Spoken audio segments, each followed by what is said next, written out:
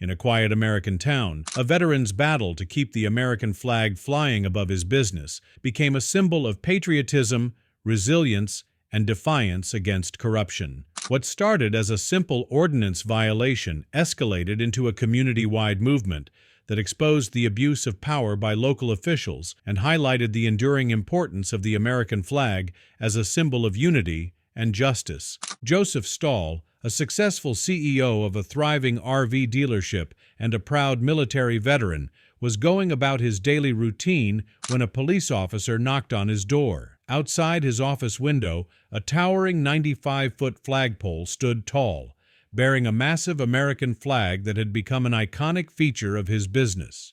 The officer carried a message from the city council. The flagpole violated a newly implemented city ordinance limiting outdoor displays to a height of 80 feet. "The flag needs to come down," the officer stated, his voice tinged with reluctance. But for Joseph, this was more than a legal issue. The flag represented the values he had fought for during his military service and the ideals of freedom and honor that defined his life.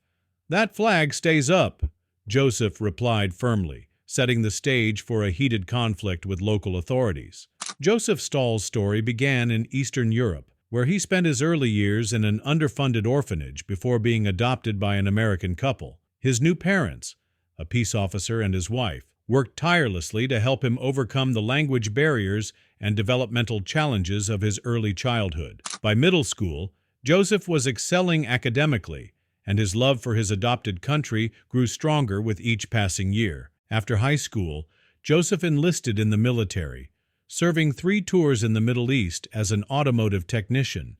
His dedication to his country shaped every aspect of his life, including his business. The flagpole outside his RV dealership was more than a decoration. It was a tribute to the sacrifices made by countless men and women in uniform. 3 months before the conflict began, the city council, led by Mayor William Godin, passed an ordinance limiting the height of outdoor displays. Ostensibly, the law aimed to regulate aesthetics and maintain uniformity in the town. However, Joseph and many others saw it as a thinly veiled attempt to suppress his patriotic display. The ordinance, City Ordinance 94, subsection 1.3, became a flashpoint for controversy. Joseph's refusal to comply led to warnings of hefty fines, but he remained undeterred. "I'm not taking it down," he declared. "Not now, not ever." Joseph's defiance resonated deeply with the community.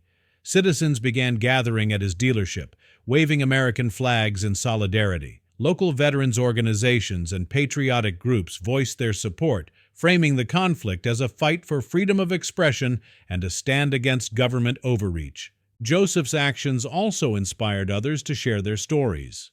Among them was Ray Berman, a homeless veteran Joseph had hired to clean RVs. Ray's transformation under Joseph's mentorship became a testament to the power of community support. Joseph's dealership not only provided Ray with a job, but also gave him a renewed sense of purpose. As the battle over the flagpole escalated, Joseph began digging deeper into the motivations behind the ordinance. What he uncovered shocked the town. A private investigator revealed that Mayor Godin had approved a $3.5 million budget for an 80-foot flagpole project that never materialized. Most of the funds had disappeared into shell companies linked to the mayor, a scandal quickly dubbed Flaggate. The discovery galvanized public outrage. Joseph's refusal to lower his flag became a rallying cry against corruption, and the local media turned the spotlight on Mayor Godin's questionable dealings. Calls for the mayor's resignation grew louder as more details of his misconduct came to light. Despite mounting public pressure, the city council doubled down on its efforts to enforce the ordinance. Joseph faced daily fines of $10,000 for noncompliance, a sum that threatened to bankrupt his business. Yet, the community rallied behind him. Local businesses organized fundraisers, and an anonymous donor offered to cover the fines. Meanwhile, a prominent lawyer named Thomas Penn took on Joseph's case pro bono, arguing that the ordinance violated constitutional protections of free speech. The legal battle drew national attention, with veterans organizations and civil liberties groups joining the fight. The conflict reached its climax when Mayor Godin held a press conference to defend the ordinance. Instead, his remarks further fueled public outrage. Video footage of the mayor's arrogant dismissal of Joseph's patriotism went viral, sparking nationwide support for the veteran. Days later, a dramatic twist occurred.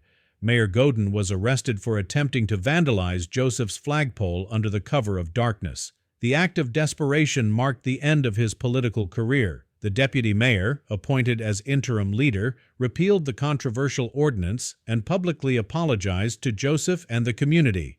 With the ordinance repealed and the mayor removed from office, Joseph's flag continued to fly proudly over his dealership. The victory was not just his, but the entire community's.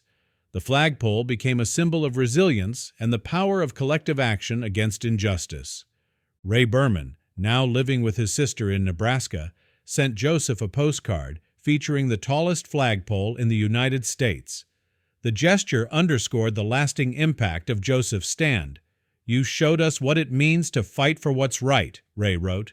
Joseph Stahl's battle to keep his flag flying was about more than a city ordinance.